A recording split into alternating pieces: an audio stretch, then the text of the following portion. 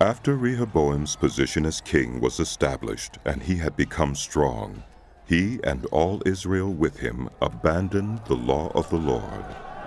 Because they had been unfaithful to the Lord, Shishak, king of Egypt, attacked Jerusalem in the 5th year of King Rehoboam.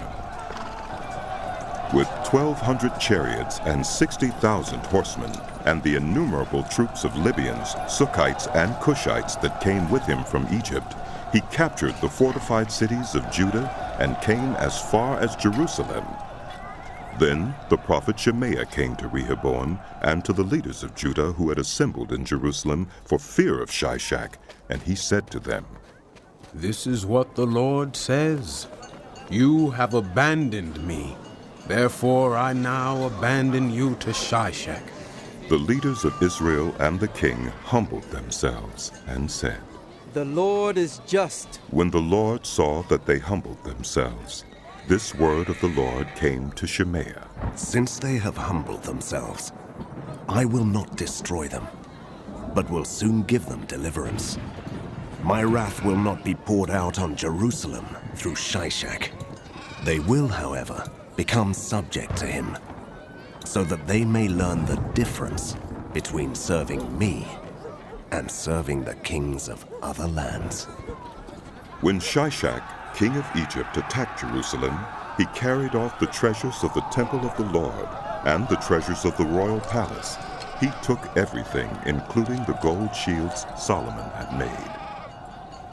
So King Rehoboam made bronze shields to replace them, and assigned these to the commanders of the guard on duty at the entrance to the royal palace. Whenever the king went to the Lord's temple, the guards went with him, bearing the shields, and afterward they returned them to the guard room. Because Rehoboam humbled himself, the Lord's anger turned from him, and he was not totally destroyed. Indeed, there was some good in Judah. King Rehoboam established himself firmly in Jerusalem and continued as king. He was 41 years old when he became king, and he reigned 17 years in Jerusalem, the city the Lord had chosen out of all the tribes of Israel in which to put his name. His mother's name was Naamah. She was an Ammonite. He did evil because he had not set his heart on seeking the Lord.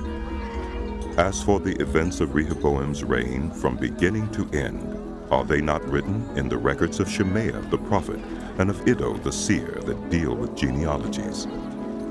There was continual warfare between Rehoboam and Jeroboam. Rehoboam rested with his ancestors and was buried in the city of David, and Abijah his son succeeded him as king.